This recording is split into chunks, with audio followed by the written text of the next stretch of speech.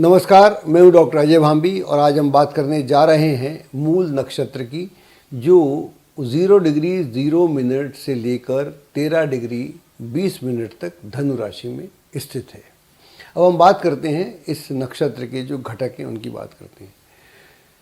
मूल राशि चक्र का 19वां नक्षत्र है, जो आकाश में 240 डिग्री 0 मिनट से लेकर 253 डिग्री 20 मिनट तक फैला हुआ है और बृहस्पति के स्वामित्व में पूरी तरह से धनु राशि में निवास करता है, यानी बृहस्पति इस राशि का स्वामी है।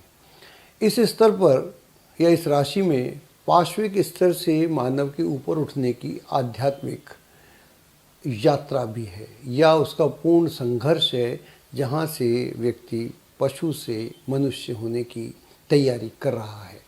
और मूल का जो अर्थ होता है, मूल का अर्थ होता है जड़, रूट या बिल्कुल ही निचला तल।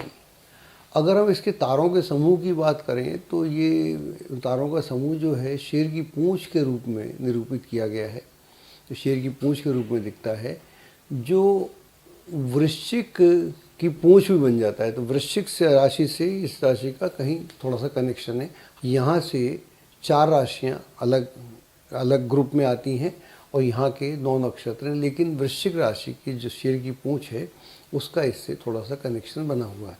और इस नक्षत्र समूह का जो स्वामी है वो एक धुंधला ग्रह है जो केतु है, और जिसे हम आध्यात्मिक ग्रह के रूप में मानते हैं।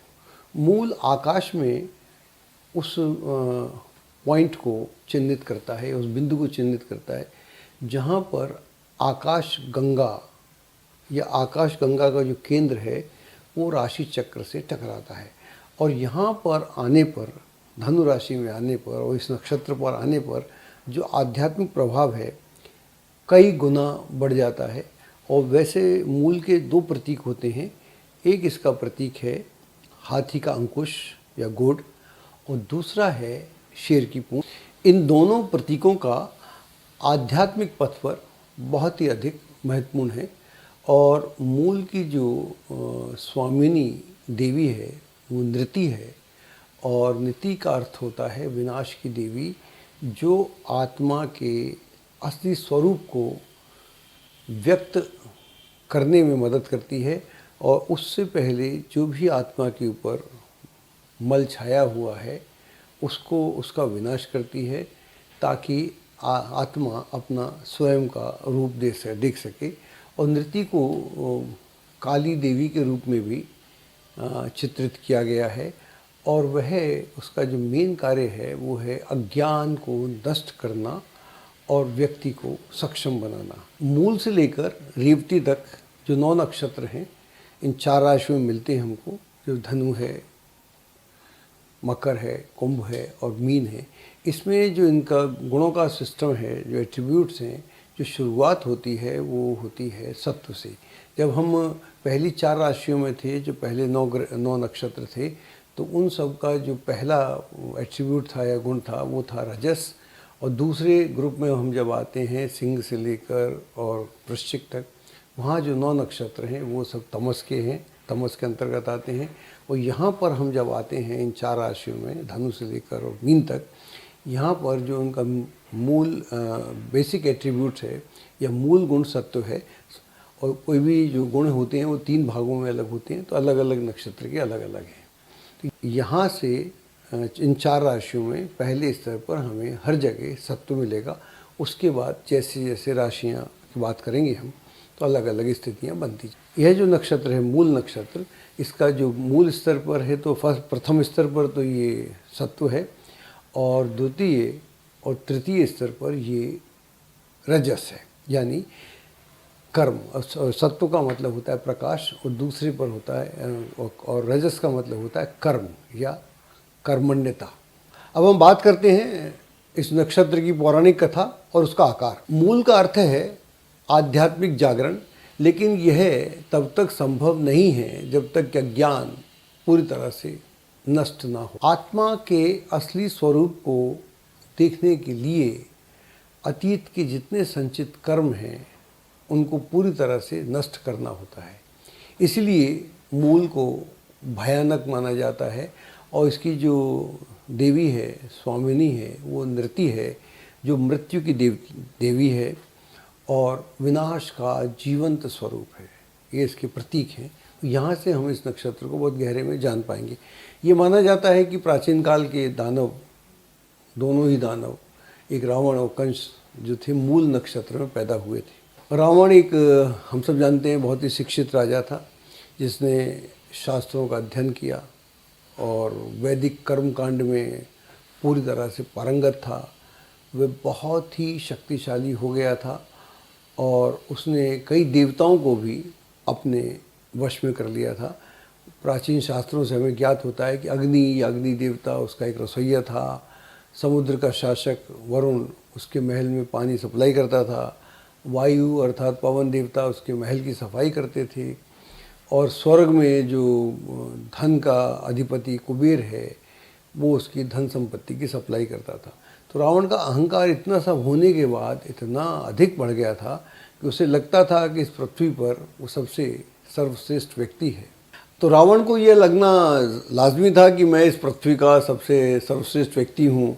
और सत्ता के मद में चूर होकर जब भगवान विष्णु के अवतार श्री राम पृथ्वी पर आए, तो वो उस वन में थे, तो उसने, रावण ने उनकी पत्नी सीता का हरण किया और अज्ञान के कारण उसने भगवान राम को अपना दुश्मन बना लिया और फिर भगवान राम ने उसका वध कर दिया।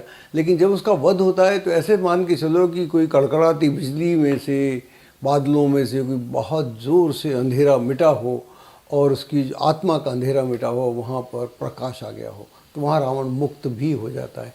और कहते हैं कि वहीं से उसका उद्धार भी हुआ था। तो एक दूसरा दानव राज था कंस। तो कंस के का भी यही हश्र हुआ था।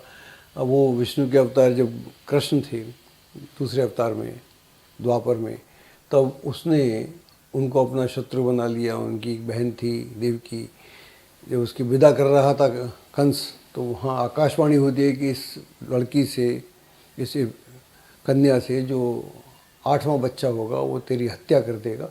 तो उनको शत्रु बना लेता है। कहानी आप सब जानते हैं, तो प्रतीक है। तो अंत में उसका भी प्रभु वध करते हैं। तो इसके जो प्रतीक है इस नक्षत्र के, वो बड़े इम्पोर्टेंट हैं। एक है हाथी का अंकुश है, जो जिससे हाथी, विशालकाय जानवर को आप कंट्रोल में कर सकते हैं। तो उसका गूढ़ होता है, महावत के हाथ में होता है, तो महावत उससे हाथी को नियंत्रण में कर सकता है। वैसे भी हाथी की सवारी करना आसान नहीं है, लेकिन महावत जो है अपने अंकुश से उसको चुभोता है, तो उसको चुभता है तो उसको दर्द होता है, तो दर्द के कारण वो अपने नियंत्रण में हो जाता है। तो हाथी, इतना बड़ा हाथी, महावत के निर्देशों पर चलने को बाध्य हो जाता है और फिर एक अनुशासन में रहकर वो जो भी महावत चाहता है उस कार्य को करता है। ऐसे ही शेर है। अगर शेर की जो पूँछ है, ये भी इसका दूसरा प्रतीक है। आप शेर की पूँछ को हाथ लगा दें, ऐसा संभव नहीं होता। अगर आप उसकी पूँछ को हाथ लगा देंगे, छेड़ देंगे, तो फिर शेर खूंखार हो जाएगा और फिर उसको अपने नियंत्रण में नहीं रखा जा सकता, क्योंकि उसका जो घमंड है या उसका आत्मसम्मान है, वो इतना खतरनाक हो जाएगा कि वो बिल्कुल टूट पड़ेगा और जो भी उसके सामने होगा उसको वो तहस नहस कर देगा। और यही हम देखते हैं रावण की कथा में। रावण का भी यही होता है। जब उसके दरबार में बुद्धिमान लोग उसको बोलते हैं कि जो तुमने सीता का हरण किया है ये उचित नहीं है, तो उन लोगों के साथ वो बहुत ही निकृष्ट व्यवहार करता है। अपने भाई को तो उसने भगा ही दिया था लात मार के, तो आग बबूला हो जाता है, गुस्से में बिल्कुल बस में नहीं रहता उसका। तो ये जो है नक्षत्र से हमको मालूम पड़ता है कि यही हश्र कंस का होता है। जब उससे कोई कहता है तो वो भी उतना ही खतरनाक हो जाता है। तो यह इस नक्षत्र की जो स्थिति है, यहाँ पर बहुत सारी संभावना है जो पूरा बदलाव करने को राजी है। लेकिन ये बदलाव तब तक नहीं होता जब तक कि आपकी आत्मा पूर्ण शुद्ध ना हो जाए। बात करते हैं इस नक्षत्र के गुण और उसकी प्रेरक शक्ति की। अब हम जो बात कर रहे हैं 4 राशियाँ, अर्थात धनु, मकर, कुंभ और मीन, ये अंतिम नक्षत्र समूह है। और इन राशियों में जो गुण है, पहला एट्रीब्यूट्स है, मूल से लेकर रेवती तक जो 9 नक्षत्र हैं, उनका जो बेसिक गुण है वो सत्व है। सत्व का मतलब होता है प्रकाश, शुद्धता या सामान्य जस।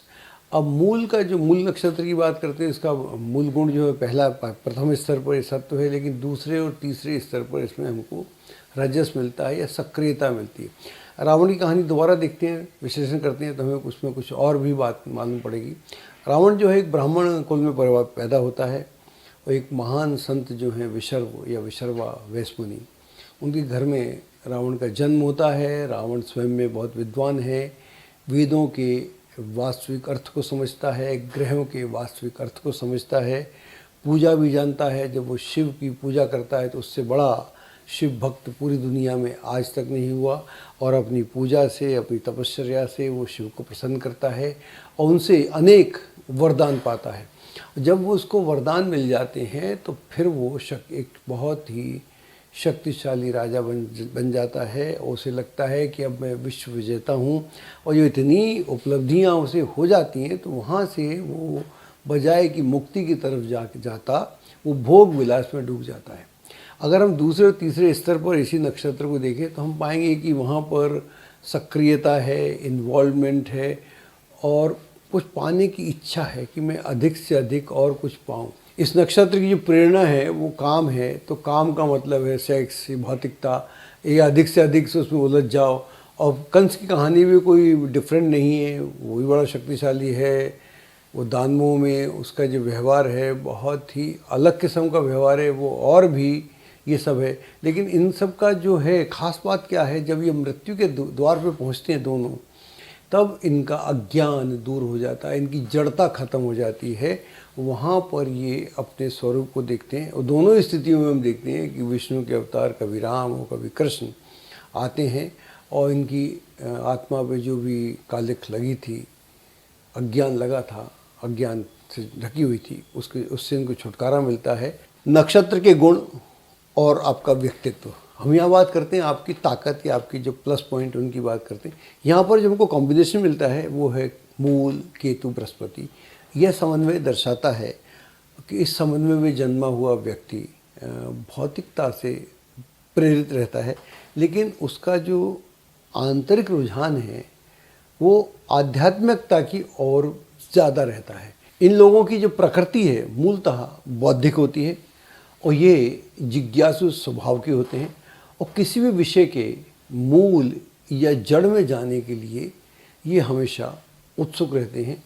और जीवन में उनका जो मूल उद्देश्य है वो है भौतिक साधनों से सुख समृद्धि और भोग विलास की सामग्री को जुटाना। अधिकांशतः वे जो भी करते हैं, जो भी कमाते हैं, उसे किसी विशेष स्थिति में खो भी देते हैं। पूरी प्रक्रिया में उनका रूपांतरण भी हो जाता है और वो उस मूल को या उस सोर्स को खोज लेते हैं जिसके लिए वो प्रेरित रहते हैं और जो वांछित फल हैं वे भी उनको प्राप्त होते हैं और उनके जीवन में बहुत सारी गतिविधियां होती हैं और बहुत सारे परिवर्तन आते हैं। लेकिन जो इन सब में उनकी रुचि नहीं रहती, उनकी रुचि रहती है भौतिक सुख में और आध्यात्मिकता में। तो आध्यात्मिकता का स्तर पाने के बाद उनकी जो तामसिक प्रवृत्ति है या नकारात्मकता है वो भी कहीं ना कहीं उजागर होने लगती है। और अगर ये ज़रूरत से ज़्यादा हो जाए, विनाशकारी हो जाए, तो फिर ये खतरनाक हो जाती है। और यहाँ पर तब तक इस पूरी प्रक्रिया से मुक्ति नहीं मिलती जब तक कि आप उसे जड़ से उखाड़ ना फेंकें या हालात ऐसे हो जाएं वो सबको बदल दें। तो यहाँ पर आत्मा को इवेंचुअली अंतोतगत्वा स्वयं को पहचानना पड़ता है। उसको पहचानने के लिए दोनों ही दौरों से गुजरना पड़ेगा, जहाँ उसे कुछ प्राप्त करना पड़ेगा, फिर उसे खोना पड़ेगा। और जो दोनों का मूल निकलेगा, तो मूल क्या निकला? मूल तो कुछ निकला नहीं।